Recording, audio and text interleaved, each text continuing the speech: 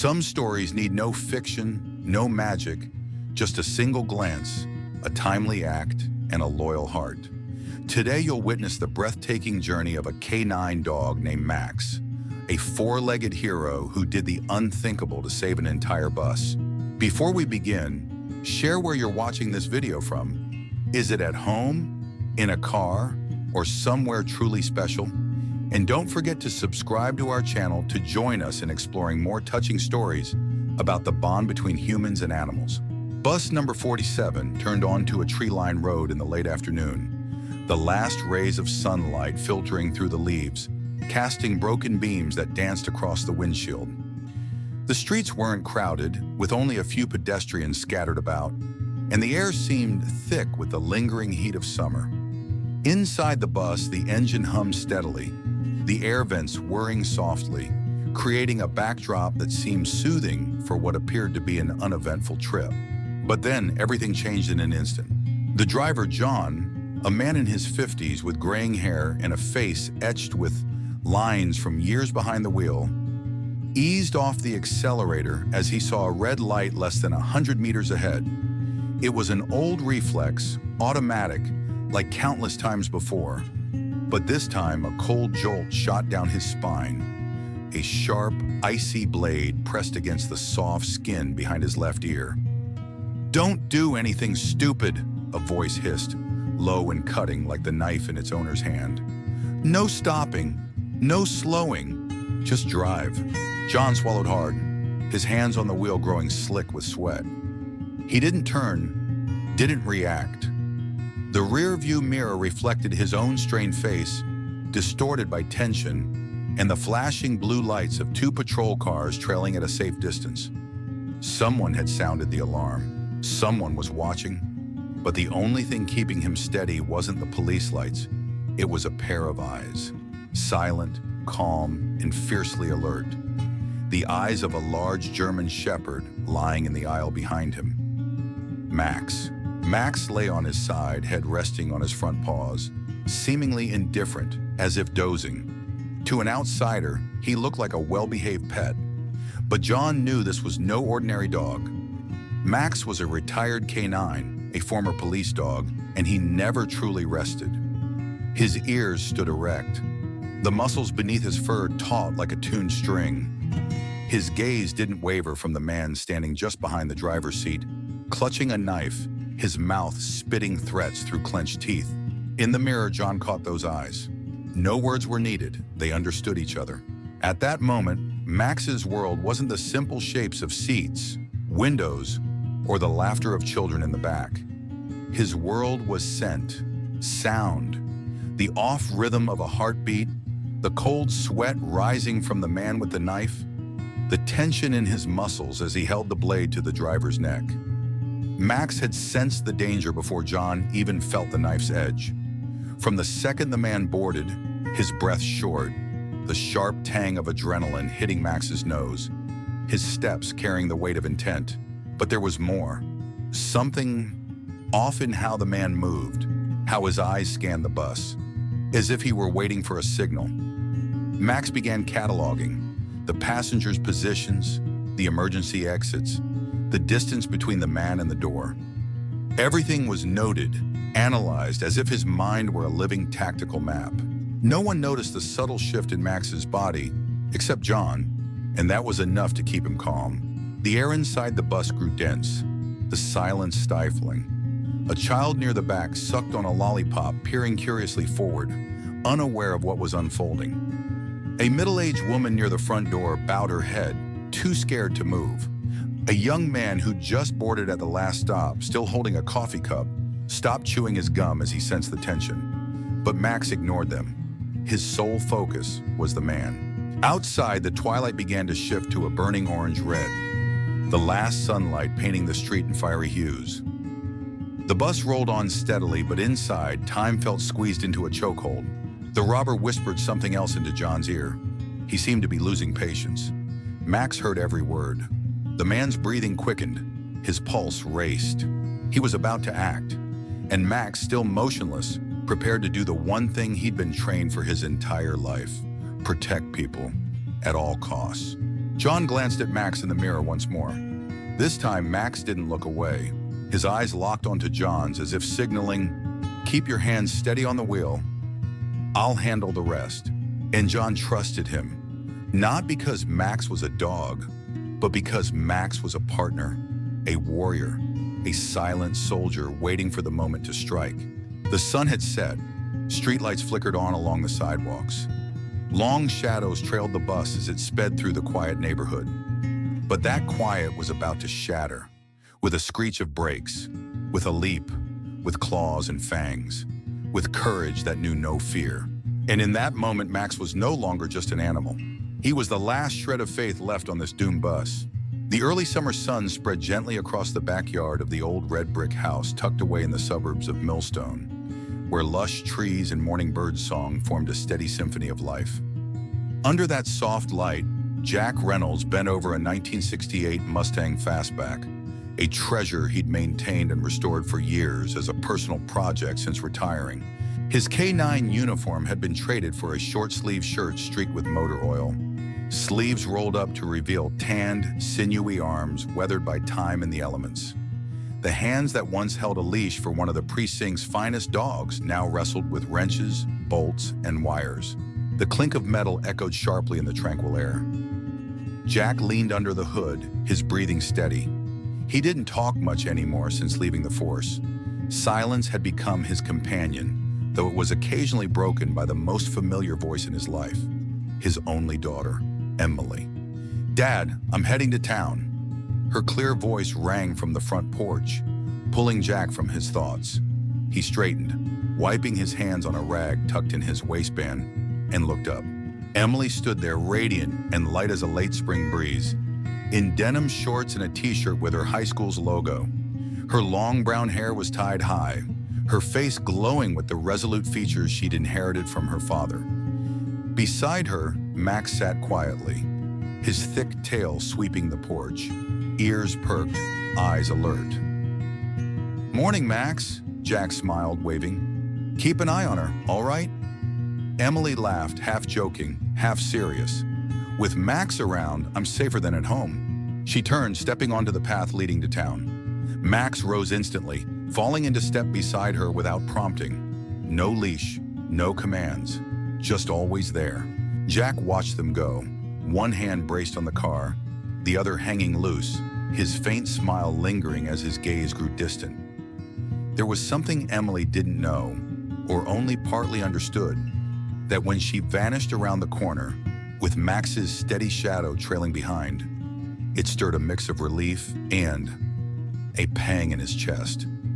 Relief because Max was there, his old partner, the friend who never betrayed him. The pang came from memories he'd buried.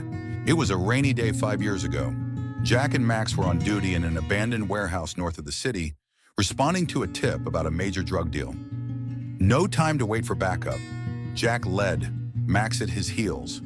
In the damp, dusty darkness, Max suddenly froze, his back arched, fur bristling. A sharp bark rang out before Jack could react, Max's warning. Then gunfire. 3 shots. Jack fell, his shoulder torn open. Amid the chaos, he heard Max's growl, then pounding feet and a scream. When he woke in the hospital, Max was beside him, front leg bandaged, silent but never taking his eyes off Jack. They survived, but Jack knew he couldn't chase suspects through dangerous alleys anymore. He retired, taking Max, his unwavering partner, home to a quieter life. Now Max was no longer the fierce warrior, at least on paper, but in those eyes, whenever a stranger approached or an odd sound broke the air, Jack knew. The instinct never faded. Max no longer belonged to the front lines, but his heart, loyal, sharp, always ready, remained unchanged. He'd simply shifted his guard from the city to the brown-haired girl full of youth, and that made Jack both proud and afraid. A light breeze rustled the trees behind, carrying the scent of dry wood and sun-warmed shingles. Jack sighed, bending back to the car, but his fingers paused on an old collar hanging carefully on the garage wall. Max's first training collar, still scratched from rough tussles. He brushed the cold metal links, the steel's chill tightening his chest. Those years no one could understand were his youth, his partnership, his losses, his blood and tears, but also what kept him whole in his own eyes. A distant bus horn snapped Jack from his memories. He stood straight, wiping his hands again, looking toward the road Emily had taken. The sun was growing harsher, and he thought of Max, of those eyes as he left the porch, not looking back, asking for nothing but a pat on the shoulder. Like always. Maybe he'd never truly retired. Not with Max still here. Not when his blood still surged at the hint of trouble. Not when the little girl he loved most in the world was out there, trusting Max would protect her with his life. Jack turned back to the car but didn't resume work. He reached for his phone. A vague but familiar feeling stirred. The kind that, for those who'd lived between death and duty, was rarely wrong. And Max was never wrong. Bus number 47 pulled to a stop with a soft squeal of brakes, kicking up a thin cloud of dust around its tires. The familiar stop sat on a street shaded by ancient oaks, where morning sunlight spilled through the leaves in delicate beams. A quiet lane in Millstone, where everyone knew each other's names, where a daily bus ride was the most ordinary thing imaginable. But today, beneath that serene surface, something was silently shifting. Emily boarded with a carefree stride, gripping her backpack straps, her high ponytail swaying as she nodded to the driver. "Morning, John," she said, her voice light as the sun. John, a middle-aged man with kind but sharp eyes, smiled warmly. "Morning, Emily, and to our four-legged hero, too." He leaned down, ruffling Max's head, the sturdy German shepherd stepping up behind her. Max gave a soft grunt, tail wagging lightly, but his eyes scanned the bus, checking every passenger, every movement. Emily headed to her usual seat at the back, left side by the window, old but comfortable, perfect for watching the bus without being bothered.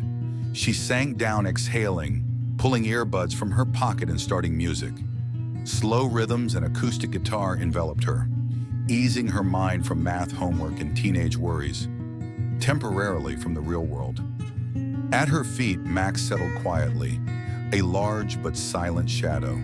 He rested his head on his paws, eyes half closed but not sleeping. His ears stayed upright, catching every sound. The rustle of a newspaper, the crinkle of a plastic bag, a faint cough, the rear door's thud. Nothing escaped his notice. To others, he was just a big dog with a young girl. To Max, this was duty.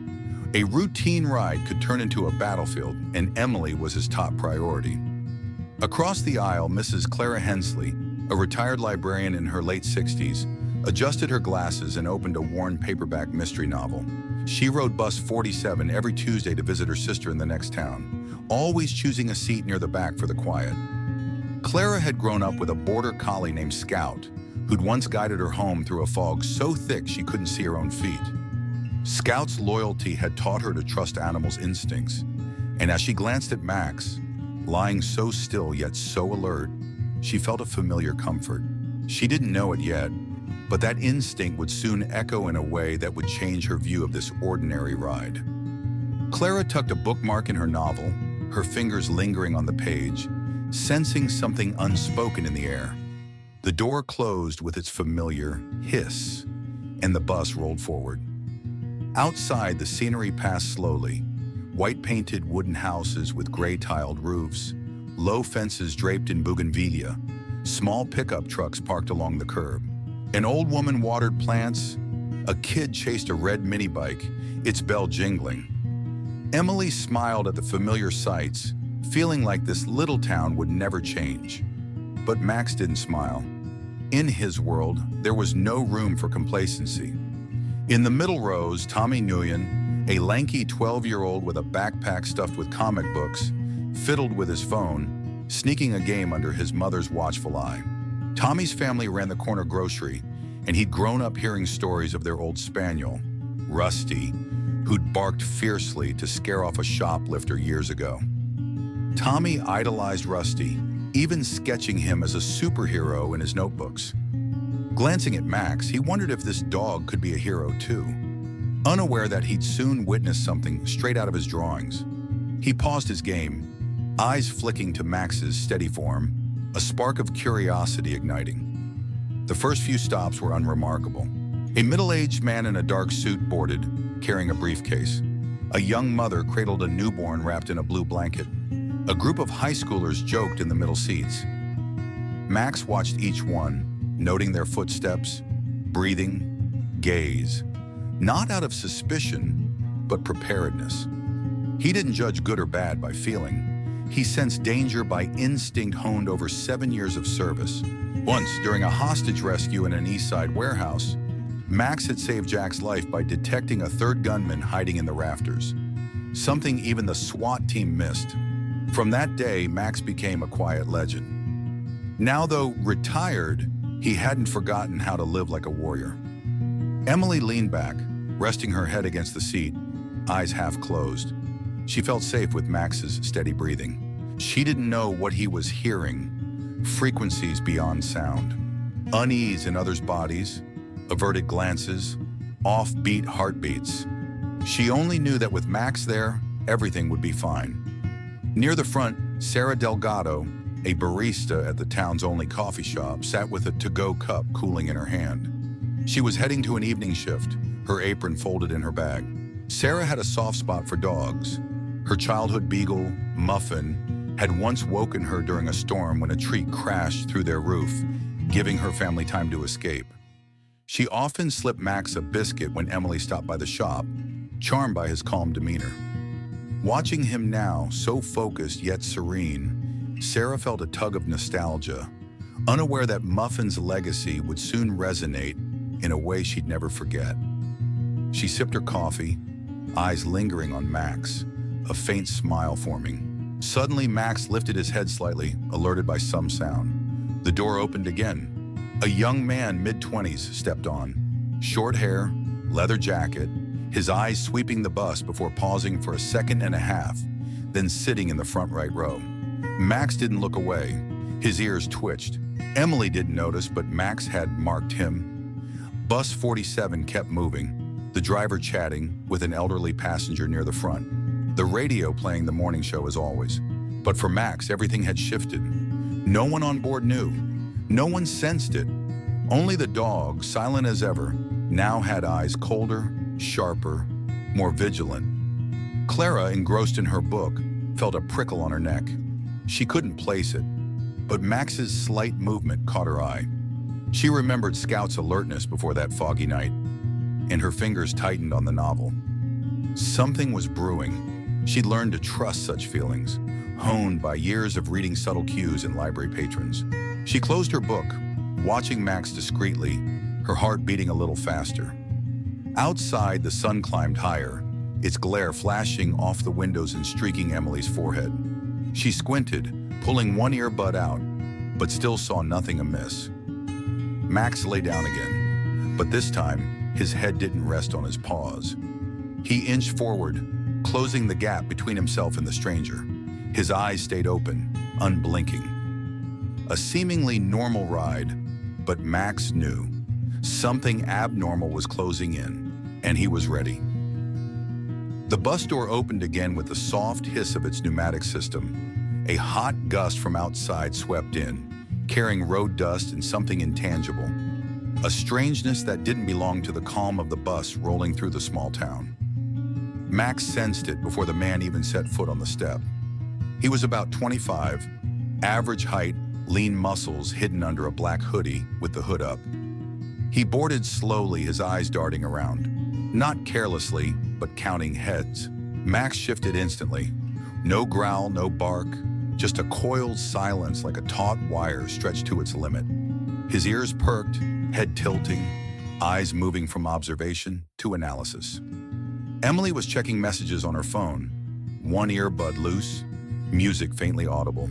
She hadn't noticed anything odd, glancing at the newcomer reflexively before returning to her screen. But Max was different. His nostrils flared, not from sweat, but adrenaline. Suppressed panic, old gunpowder embedded in the hoodie's fabric, metal mixed with a hint of liquor, though the man hadn't drunk. Max cataloged the blend, instincts of a warrior never far from the fight. Tommy, engrossed in his game, paused when he saw Max stand. He nudged his mom, whispering, "That dog's acting weird." His mother, distracted by a grocery list, shushed him, but Tommy kept watching. Rusty had stood like that once, ears up before chasing that shoplifter.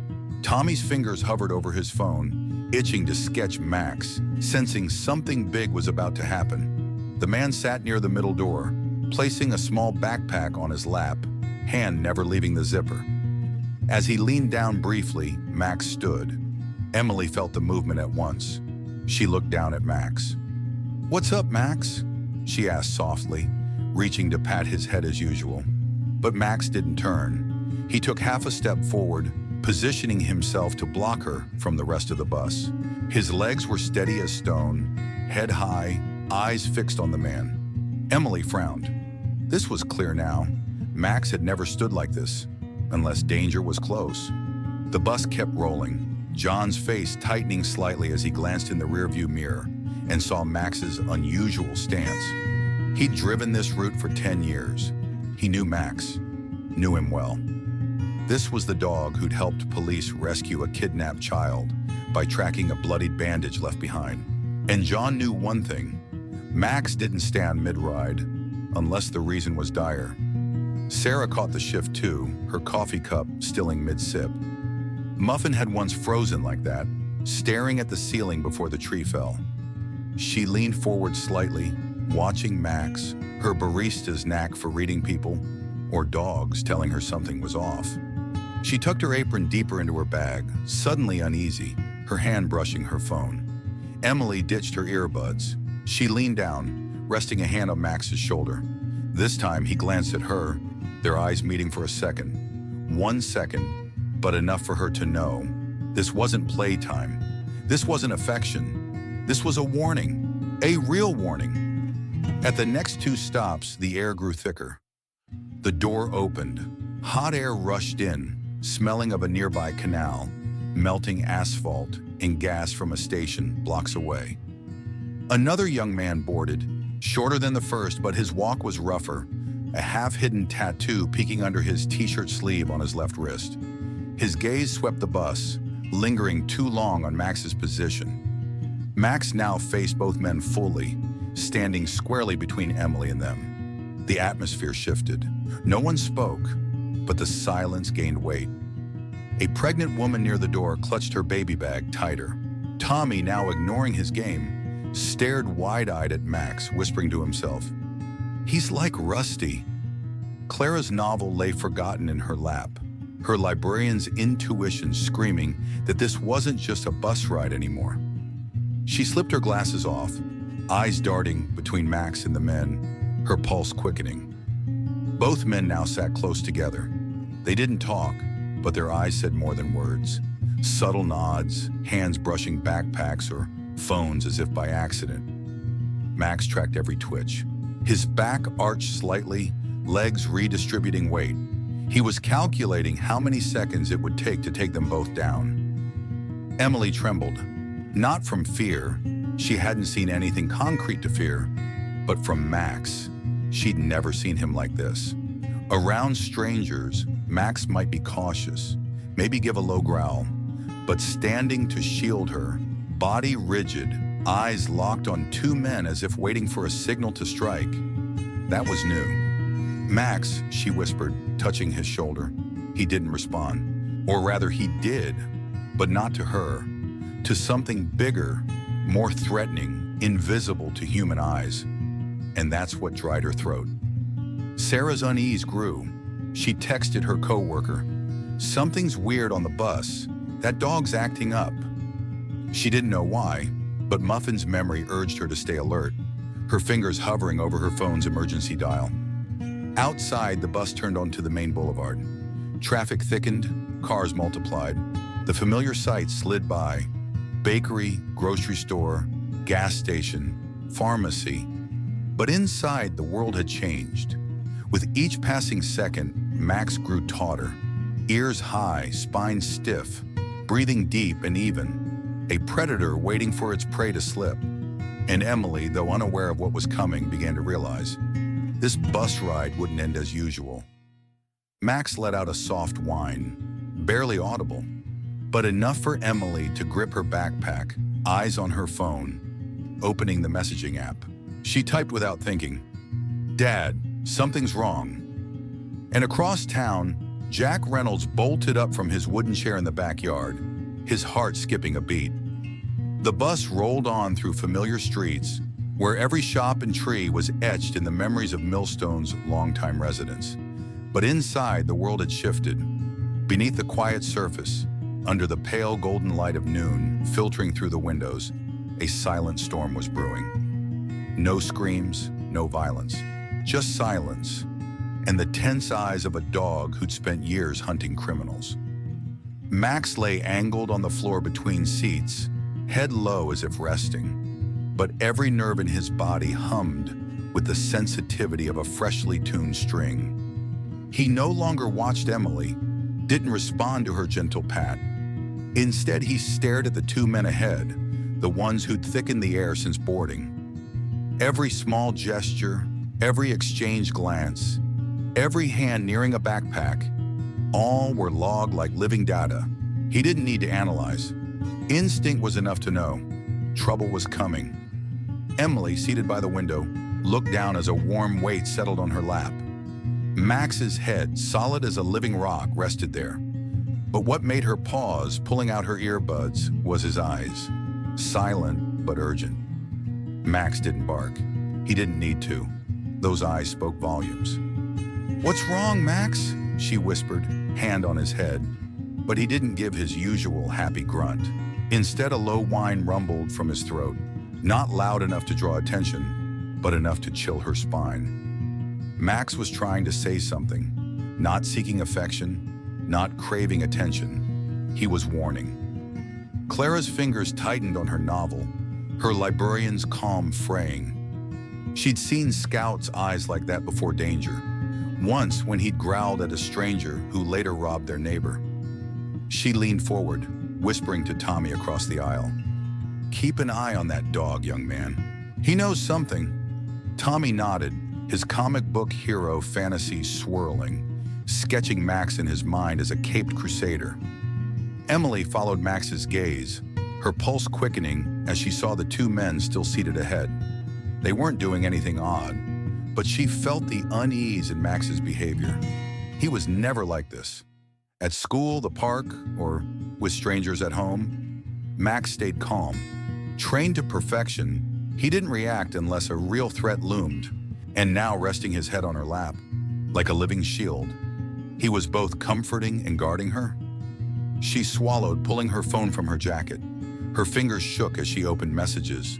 Should she text? Was she overreacting? But Max's eyes met hers again, and doubt vanished. Emily typed quickly, "Dad, Max is acting weird. Two guys got on. Something feels off." The message sent, she clutched the phone, eyes glued to the screen. Unease tightened her chest like an invisible thread. She glanced out the window, where the street gave way to a busier residential area. A traffic light blinked red ahead. The bus slowed. Max didn't move. Sarah's phone buzzed with a reply. "Stay safe. Call if you need me." She glanced at Max, then the men, her barista's instinct for trouble kicking in. She remembered Muffin's barks that stormy night, and her thumb hovered over 911, ready but unsure. Across town, under the old wooden awning of the red brick house, Jack Reynolds' phone buzzed in his pocket. He sat at a small table under the backyard oak, a black coffee untouched. His eyes had been staring absently toward the road Emily had taken less than an hour ago. Reading the message, the coffee slipped from his hand, spilling across the wooden table. Unnoticed, his body froze for seconds. Then the hands that had held a gun, that had cradled Max in a hospital years ago, trembled for the first time in years. A short message. But he knew Max was never off for no reason. If Max acted strange, something was wrong. He dialed instantly. Emily answered after 2 rings. "Where are you?" His voice was low, clear, laced with a mix of worry and control. "On bus 47, nearing the main boulevard, Dad. Those 2 guys, Max won't stop staring at them. Her voice quavered. He's blocking me. Jack heard his own heartbeat in his ears. He stood abruptly, grabbing his car keys and the gun buried deep in a drawer since retirement. Listen to me. Do nothing. Stay put. I'm calling dispatch now. They'll send patrol to track the bus. Is Max watching them? He asked. Not blinking, Emily replied. He's staring, not moving an inch. A long second of silence. Then Jack said, voice dropping like a loaded gun. Then it's real. Max is never wrong. Get ready. This could get big. Hanging up, Jack called the police station. Though retired, he stayed connected. Jack Reynolds, send a rapid response team to bus 47 southbound. Suspicious activity. And trust me, if Max smells it, it's real. Meanwhile, on the bus, Max held his protective stance. He lowered himself further, body stretched along the floor, ready to spring. His head tilted slightly as the man on the left lifted his phone, whispering into it. Max whined softly again, a low, haunting sound that hit Emily's chest. She gripped her phone, silent, resting a hand on Max's back. She knew from the moment that message sent, nothing was normal anymore. Tommy's eyes widened, his phone forgotten. He leaned toward Clara, whispering, "Is that dog gonna do something?" Clara nodded slightly, her librarian's poise hiding a racing heart. He might, Tommy. Stay quiet and watch. She felt Scout's ghost in Max, urging her to trust this moment, her hand slipping into her purse for her old whistle, a keepsake from Scout's training days. And in those canine eyes, eyes that had faced danger, stared down killers in the dark, there burned one thing: readiness. Sweat slicked Emily's palm as she gripped her phone, steadying her fingers to keep them from shaking as she slid to the camera. She tilted her head naturally as if checking messages, but her eyes watched the men's reflection on the screen. The two sat close, murmuring. She couldn't hear their words, but she felt the tension in their raised brows, their quick glances. The man on the left clutched a black backpack at his feet, while the other fidgeted with his sleeve. A meaningless gesture, yet it made Max tense. Emily leaned lower, pretending to rummage in her bag, then covertly activated the camera. No video. Too risky. She needed one clear photo, unnoticed. Max shifted forward, spreading his body to block the aisle's view. Emily glanced up, snapping twice. Click, click. 2 shots, one angled, one distant frontal. Just enough. The photo sent 10 seconds later. The message read only, "These are the 2 Max suspects. Dad, please check." Sarah saw Emily's movement, her barista's eye catching the subtle shift. She remembered Muffin's stillness before the tree fell, and her heart raced. She texted her boss, "Might be late. Trouble on the bus." She didn't know what, but she trusted Max, her fingers now on her phone's emergency button, poised to act. Across town in the familiar red brick house, Jack Reynolds stood in the living room, phone pressed to his ear. The small TV blared noon news mixing with street noise. He couldn't sit after Emily's call. His instinct, the one that had saved teammates countless times, screamed this was bigger than a disrupted morning. His phone buzzed. A new message. Opening the first photo, the screen's light deepened the lines around his eyes and forehead. His gaze hardened, his heart clenching. He couldn't be wrong. Not about this. The second photo confirmed it. The man on the left, square jaw, slanted eyes, faint tattoo on his neck, was Rico Martez, head of a drug and arms ring Jack had hunted for 3 years. Martez had slipped a raid last year, leaving 2 officers badly injured. He was alive, and now he was on the same bus as Jack's daughter. Jack closed his eyes for a second. His blood froze, then boiled in that fleeting moment.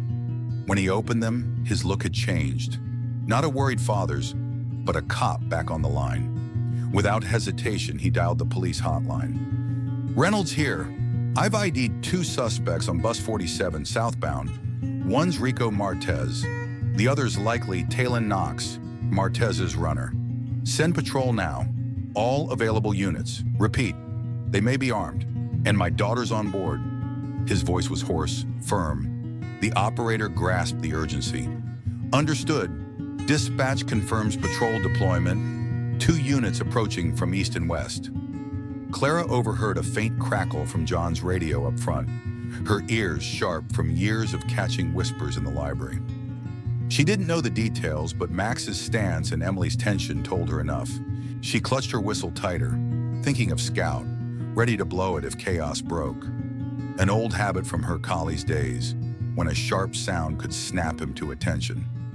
Jack didn't wait. He bolted out the door, keys jangling. The old Jeep, sand-colored, paint peeling, once a pursuit vehicle, sat under the oak. The engine roared to life, a dry growl turning to a hum, as if eager to return after years dormant. Jack shifted gears, floored it, tires grinding gravel, kicking up dust. The sky above grayed, not from weather, but as if the air itself sensed the silent threat coiling beneath the town's skin. Jack sped through narrow streets, familiar intersections where he and Max had raced through missions thick with gunfire and danger. But this time he was without Max. This time Max was ahead, alone, on a bus hurtling into peril, guarding the most precious thing in Jack's life, Emily. Wind whipped through the cracked window, carrying smells of old days. Worn leather seats, rusted metal in the trunk, long stakeouts in the dark. In that moment, Jack wasn't the man watering plants out back. He was back, with steel eyes, a seasoned investigator's memory, a father's iron resolve. Each street brought him closer to what he feared and what he was ready to face. In the rearview mirror, he saw himself, not the retiree, but the man who'd stared down criminals without blinking. He whispered, an old oath resurfacing, "Touch her, and you're done." Tommy sketched furiously in his mind, Max's form taking shape as a hero dog with a glowing aura. He wanted to tell his mom, but her focus was elsewhere. He gripped his phone, ready to snap a photo if something happened, dreaming of showing it to his friends, proving Rusty wasn't the only legend. The Jeep's tires screeched as he swerved onto the main boulevard, where the road met the junction to Bus 47's route. Far ahead, through thickening traffic at rush hour, he saw red and blue lights flashing, and a siren growing louder from the opposite direction. The old fight was reigniting, but this time not for duty, for family, for Max, for the daughter caught between life and death. The bus glided along the boulevard like a heavy beast feigning calm while its insides churned. The scenery outside stayed familiar. The flower shop on the corner, the broken park bench, the ivy-covered walls of Emily's old elementary school. But the bus felt like a cramped cage, the air so dense every breath needed calculation. Max, his thick fur gleaming under the window's light, held his post shielding Emily, eyes locked on the 2 men ahead. Emily hunched low, phone in hand, ear tuned to her father's instructions. Jack's voice came through, low, firm, tinged with unhidden fear. Get off at the next stop. Act like it's your usual. Don't look at anyone. Don't show fear. Got it? She swallowed, nodding though he couldn't see. Yes, I understand. She pocketed the phone, glanced at Max and whispered, "We're getting off together, right?" Sarah overheard Emily's whisper, her barista's ear catching the strain. She thought of Muffin, how he'd nudged her awake before disaster. She sent another text. Definitely trouble. Dog's owner's on the phone. She didn't know Jack, but she trusted Emily's worry, her hand now gripping her phone tightly, ready to call for help. As the bus slowed, the intercom droned. Next stop, Central Avenue. Passengers, please prepare to exit. She rose slowly, shoulders square, backpack slung over one arm, walking toward the front door as naturally as she could. Each step felt heavy, not from fear, but from a sense of leaving something vital behind. Max followed close, never more than half a step away.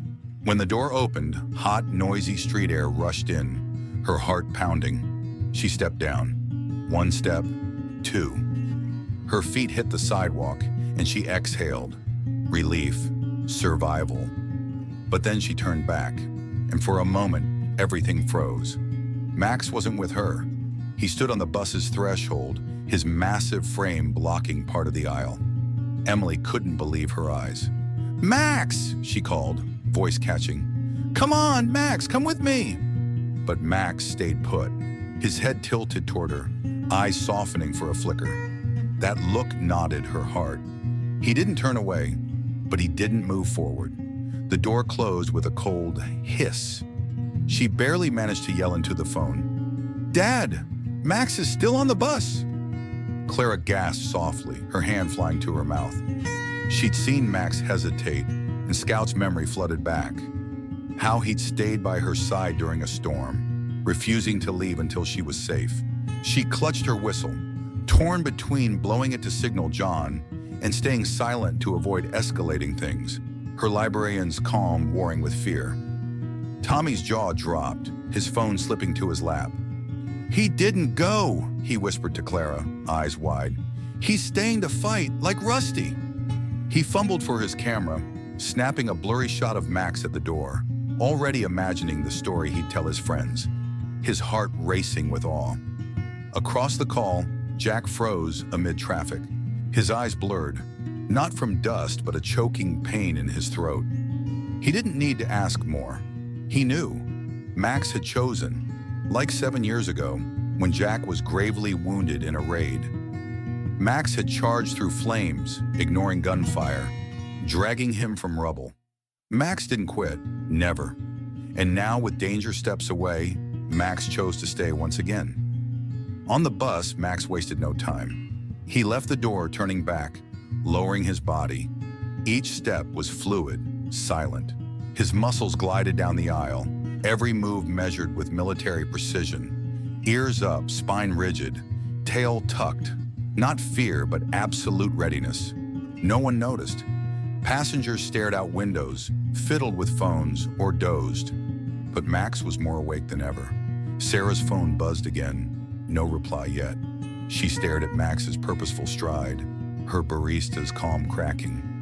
Muffin had moved like that, deliberate and fearless, before saving them. She whispered a prayer, her thumb pressing 911 but not yet calling, hoping Max's resolve would be enough, her heart pounding for Emily. He moved like a ghost through the oblivious crowd. His eyes never left the two men, Rico Martes and Talon Knox. Once Talon glanced back, sensing something. Max dropped flat, blending into the dim light under the ceiling lamps. The man looked briefly, then turned away. Max resumed, slinking like water, now just steps away. Outside, Jack reached the intersection near the boulevard. He braked hard, hands white-knuckling the wheel. The light ahead turned red. Far off, he saw Bus 47's lights. His heart raced, ears ringing like war drums. He pressed the phone to his ear, voice raw. "I'm here, no time." When the bus stops, rapid response moves in. Max is on board. He won't wait long. On the bus, Max edged closer. He was now behind the suspects' seats. The stench of their anxiety, their scheming, the metal of a hidden weapon in the backpack stung his nose. His eyes bored into the space between their shoulders. His jaw tightened. He waited for a sign. Any sign. Clara held her breath, her whistle cold in her hand. She wanted to act, to help Max, but Scout's lessons kept her still. Trust the one who knows. She watched Max's every move, her librarian's mind cataloging details, ready to recount this day to her sister, who'd love Scout too. Beneath his steel-like bite lay a silent vow. If anyone harmed Emily, if either of these men touched a passenger, their lives would end. Max had stayed, not from instinct, but from loyalty, duty, the unconditional love of a creature who'd nearly died to save those he trusted. Max was no longer a retired dog. Now he was an old flame reignited, fiercer, colder, and more dangerous than ever. The sun tilted west, casting long beams through the bus's windows as it sped through the thickening rush-hour crowd. Millstone's main boulevard buzzed louder than ever, cars jockeying for inches, horns blaring like the gas of a small town, unready for chaos. Inside, the bus felt like a narrow corridor, tight and suffocating. None of the passengers, the grandmother heading to a checkup, the electrician listening to music, the student reviewing test notes, knew they sat in a deadly chess game where every breath was calculated, every move a potential spark for mayhem. Tommy kept his eyes on Max, his comic book dreams alive. He imagined Rusty cheering Max on, his fingers itching to draw this scene, a dog hero facing villains. He whispered to Clara, "He's gonna save us, right?" Clara nodded, her voice soft. "I think so, Tommy. Dogs like him. They always try."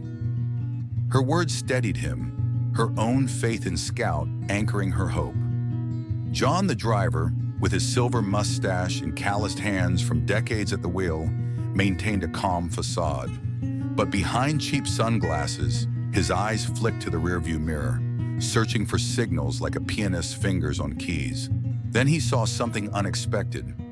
Max, the retired K9, crouched low on the floor, mere steps from the two suspicious men. Max raised his head in that moment. His deep brown eyes met John's through the mirror. No bark, no whine, but they understood each other. Max dipped his head slightly, ears erect, spine straight. A message flashed in an instant. "Do nothing. I'm waiting." John swallowed, his grip tightening on the wheel. Max wasn't just a dog. He'd been rigorously trained, worked alongside officers in life-or-death missions. He knew signals, knew danger, knew when to act. And John, though never in combat, recognized that look, the look of a creature choosing to fight to the end. Sarah's prayer grew fervent, her phone now open to her emergency contact. She saw John's tension, Max's focus, and knew Muffin's spirit was here, urging her to be ready. She whispered to the passenger beside her, a quiet teen. "Stay low, okay?" The teen nodded, sensing the gravity. Her own dog at home, a mutt named Sparky, flashing in her mind. Rico Martez, the first man, adjusted his collar, then rolled his shoulder as if stretching. A normal move, but Max saw his hand brush his inner pocket. Max shifted, weight lowering, eyes unblinking. Talon Knox, the second, glanced back briefly, then away, hiding his unease. The front window reflected blue flashing lights. Two police cruisers now trailed, silent, lights spinning slowly, closing an invisible net around the bus. In the cab, John saw them in the mirror, his palms sweating. His throat was dry. He glanced at the dashboard. The emergency button sat right of the wheel. Press it, and the siren would wail, interior lights flashing. But he hesitated. The men hadn't acted. Pressed too soon, and they might draw weapons, turning passengers into hostages. Too late, and someone could die. Only one knew the right moment, and that one wasn't human. Max. His eyes didn't waver. He was waiting, or signaling. Wind strengthened, slipping through a cracked roof vent. It mingled with the hum of tires, rustling plastic bags, a child's cry from the back. Outside, a truck veered into traffic, briefly blocking the view behind. John squinted, one hand on the gear shift, the other nudging the wheel to avoid the median. Max crept forward, silent, his steps so light no one noticed, but John saw every move in the mirror. Max slid past a seat, positioning himself directly behind the men. He was no longer in the aisle. He was in striking range. Outside, police began directing traffic. An unmarked black car cut in from the opposite intersection, blocking the bus's front as if by chance. Its roof sported antennas and a small signal light. Rapid response. Jack Reynolds' sand-colored Jeep pulled in behind the bus. Through the dusty windshield, he stared at the bus ahead. He couldn't see Max, but he knew where his dog was, what he was doing. Clara's hand hovered over her whistle, her librarian's resolve steadying. She thought of Scout's courage, ready to blow if needed, to signal Max or John, her trust in dogs unshaken. She caught Tommy's eye, giving him a reassuring nod, her presence calming his nervous excitement. John and Max locked eyes again. The driver's face was taut as wire. Max's eyes burned like embers, a light John had never seen in any creature. His ears twitched. his head dipped. And when those ears flicked, a movement so subtle it was nearly invisible, John knew, now. He inhaled deeply, easing off the gas, gripping the wheel. Everything ahead, the intersection, traffic lights, passengers swaying, was just a backdrop. His focus narrowed to one thing: timing. He didn't need Max to leap into his lap to signal. Just one look, one ear flick. That's what Max's old partner Jack Reynolds had told him. That dog never struck unless certain, and when he did, nothing stopped him. Not fire, not bullets, not death. Sarah's thumb pressed 911, the call connecting silently. She whispered, "Bus 47, trouble, hurry." Her voice steady despite fear, Muffin's memory giving her strength. She ducked lower, urging the teen beside her to do the same, their shared trust in Max unspoken. A flash lit the sky, maybe a reflection from a cruiser's glass. But inside the bus, a true storm was about to break, and its eye lay still, ready to erupt. The bus barreled through the final intersection like an aging ship holding steady against a rising gale. Above Millstone, the sky shifted. Gray clouds piled up from the western horizon, swallowing most of the late sun. In the distance, the first thunder rumbled, not loud but heavy, like a warning of what was coming. Inside, time stretched to the breaking point. Each second, each breath brimmed with silence and menace. The passengers remained oblivious. Some dozed. Others pulled jackets tighter against the blasting AC. But beneath that quiet, one pair of eyes watched, Max's piercing gaze. Tommy clutched his phone, his sketch now vivid in his mind. Max leaping like Rusty, saving the day. He wanted to cheer but stayed silent, Clara's calm nod keeping him grounded, his excitement tempered by awe. The German Shepherd lay flat on the floor, shoulders low, muscles rigid, tail tucked. His eyes drilled into the back of Rico Martez, who leaned slightly toward the backpack at his feet.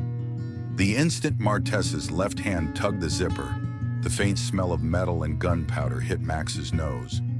Battle-honed instinct flared, and then a single, lightning-fast head jerk, like thunder in silence. John caught the signal in the mirror, a sharp, deliberate jerk, paired with a razor-like stare. No one taught him, but he knew. It was a command. Time to act. John's foot slammed the brake full force. The tires screamed, a shrill wail like a beast caught between worlds.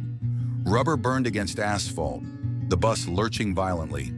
Passengers screamed, bags, phones, and books flying. Tommy's phone skidded under a seat, his mother pulling him close, his eyes wide with shock and wonder. Clara's novel hit the floor, her whistle clutched tight, her heart racing as she braced against the seat. Scout's courage steadying her. A child tumbled from a seat, caught by her mother.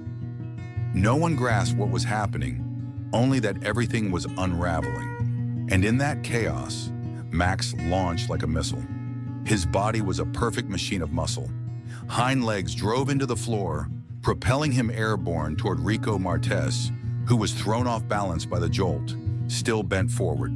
Martez managed a brief shout before Max slammed into him with terrifying force. The impact echoed like a body hitting a wall, startling nearby passengers into screams. Before Martez could react, Max's razor-sharp fangs clamped his wrist, the one holding the knife biting hard. Blood sprayed in thin arcs across the seat. Max roared, a thunderous growl shaking the air like a clear skies storm. It wasn't just a threat, it was a declaration. This is my ground. These are my people.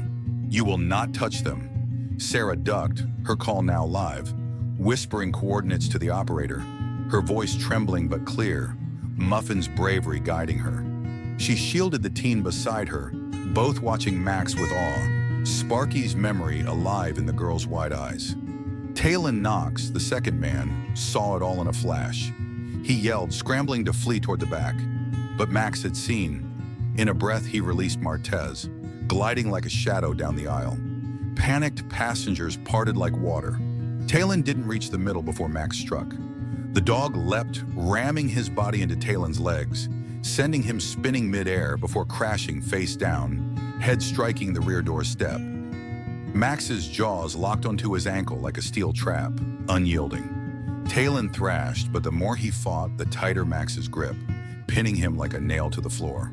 Clara finally blew her whistle, a sharp, piercing note that cut through the chaos, signaling John to stay steady, her librarian's clarity shining through panic, Scout's training alive in her action. Tommy cheered silently, his hero fantasy unfolding, snapping another photo despite the blur, his heart soaring.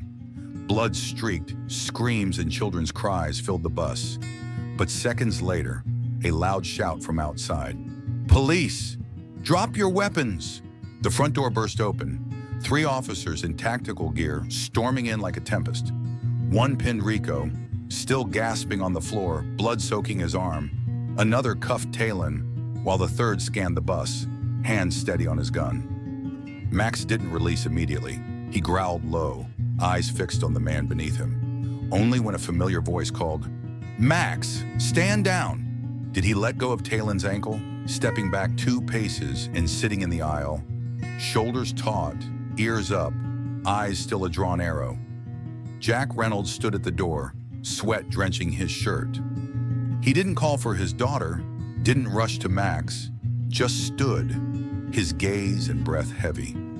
In his eyes burned pride, restored faith, old memories merging with the present. Sarah hung up, her call complete, tears welling as she saw Max prevail, Muffin's legacy honored.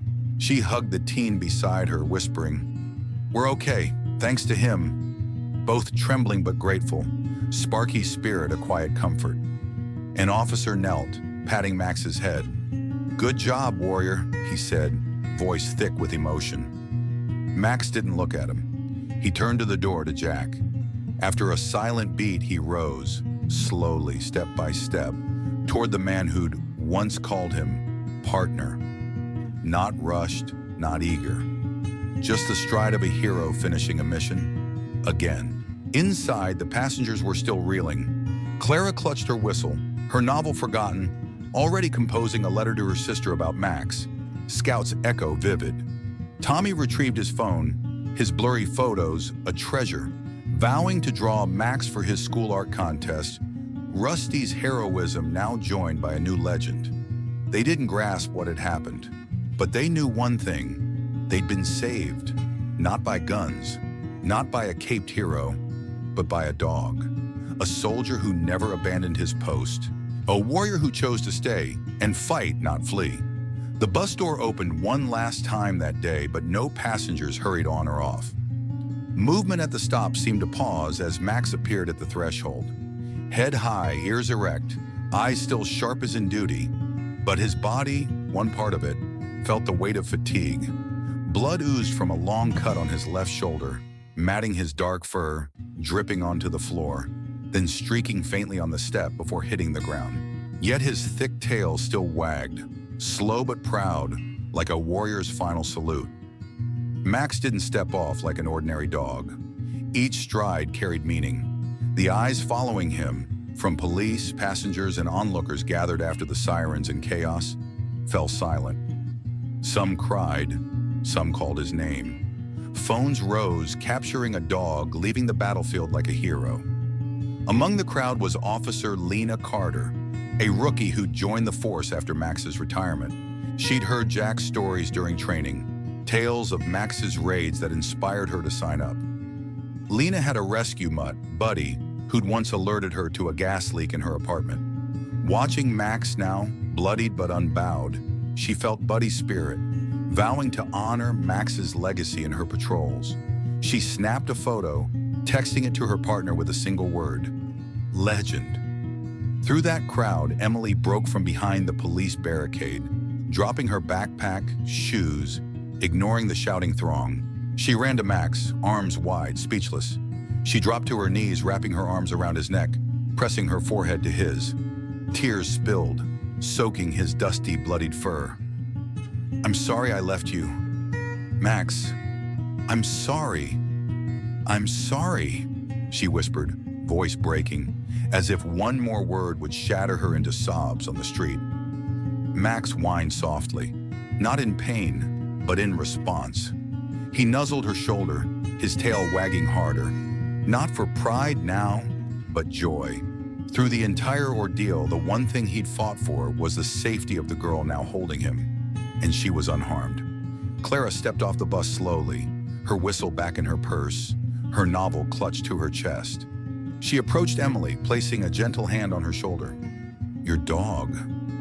He's like my scout," she said softly. "You hold him tight, dear."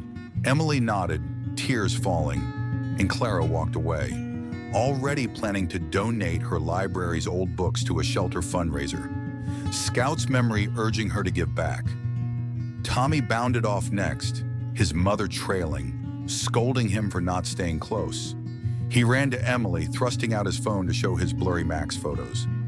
"He's a superhero, Emily, like my Rusty," he blurted, eyes shining. Emily smiled weakly, promising to show Max later, unaware that Tommy's art teacher would soon frame his Max drawing for the school hall, a tribute to Rusty's heir. Sarah exited last, her coffee spilled in the chaos, her apron crumpled. She lingered by the bus, watching Emily and Max, her eyes wet. She'd call her boss, take the night off, and visit her parents to tell Muffin's story again, now joined by Max's. Tomorrow she'd start a tip jar at the coffee shop labeled "For Max," a small act that would grow into a community drive. Muffin's courage alive in her heart. Jack stood a few steps away, not approaching yet. He wanted Max to have his moment. His eyes traced the dog's every move, his old friend, old partner, the warrior who'd never let him down. Jack's face, stony for hours, finally cracked. His eyes glistened, but he held a proud, stern look. "He never left the fight," he said, loud enough for Emily to hear, but also to himself.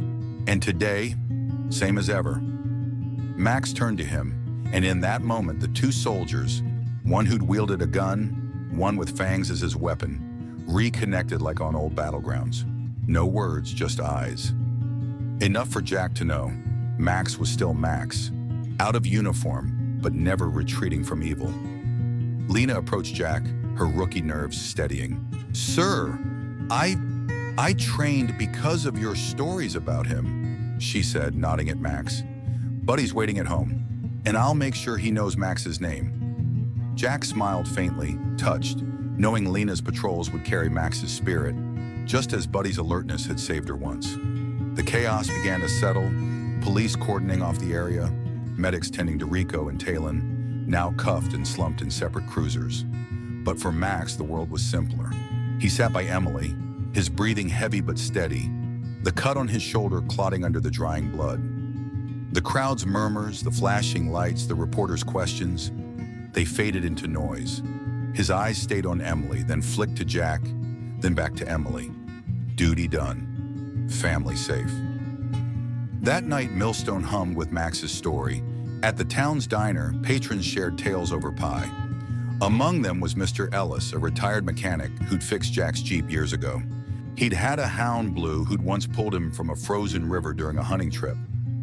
Ellis raised his coffee cup, toasting Max, and pledged to repair a shelter van for free, Blue's memory spurring him to honor a fellow hero. The next day, a simple but solemn ceremony took place in Millstone Central Park. The police chief delivered a speech, hands trembling as he recounted the events. 2 medals of honor were awarded, one to John, the driver who acted in the critical moment, and one to Max, the dog who'd saved dozens in service and now protected his community in his own way. The park brimmed with people, families, shopkeepers, kids with balloons. Clara stood near the front, her sister beside her, both wearing pins shaped like collies, Scout's legacy proud. She'd already started the shelter fundraiser, her letter about Max published in the local paper, inspiring donations townwide. Tommy was there, clutching a new sketchbook, his Max drawing now colored vividly. Rusty's cape added in tribute. His mother, softer now, let him pin a star sticker on Max's collar, a moment Tommy would retell for years, his art teacher planning a mural with Max and Rusty side by side. Sarah attended, her coffee shop's tip jar already heavy. She'd brought muffins for the crowd. Each wrapper marked Max's fund, her story of muffins shared with every customer, sparking a wave of dog tales that warmed Millstone's heart. Lena patrolled the park's edge, Buddy's leash in her mind. She'd train harder, she decided, Max's example pushing her to excel, her photo of him now her phone's wallpaper, a daily reminder of Buddy's potential. Cameras clicked endlessly. Kids waved to pose with Max. Reporters jostled for the best shot of the dog standing tall on the podium, a red ribbon with a silver star gleaming around his neck. But Max didn't care for that. As the ceremony ended, Emily stepped close, crouching down, opening her backpack to pull out something familiar, a small gray stuffed toy, worn to one eye and a half-chewed ear. It was Max's first toy as a pup. Through years of battle, he kept it in his bed's corner. Even on missions back home, or living with Emily, it stayed in a wooden box by his sleeping spot. Emily placed it in his reach. Max leaned forward, taking it gently, as if afraid to damage it. His tail wagged, a slow, serene rhythm. No one ordered Max to do what he did. No commander's command, no promised reward. Max did it because he chose to, because a soldier's instinct never died, because of his boundless love for the girl who patted his head each morning, because of memories running with Jack on the edge of life and death. And as dusk fell, golden on the park's grass, Max lay calmly at Emily's feet, head resting on his beloved toy, eyes closing in rare peace. Beside him, no one needed to speak, for all understood, the hero had returned, not to applause, but to silent reverence. Some heroes need no armor, no fanfare. They fight in silence with loyalty, sharpness, and unconditional love. Max wasn't just a dog, he was a symbol of courage, of quiet sacrifice not everyone sees. If you were John that day, would you have read Max's eyes and dared to make that fateful choice? Share your thoughts below. We'd love to hear your stories of four-legged friends like Max. If this story touched you, don't forget to like the video, share it with animal lovers, and subscribe to catch more moving tales of friendship, loyalty, and silent heroes.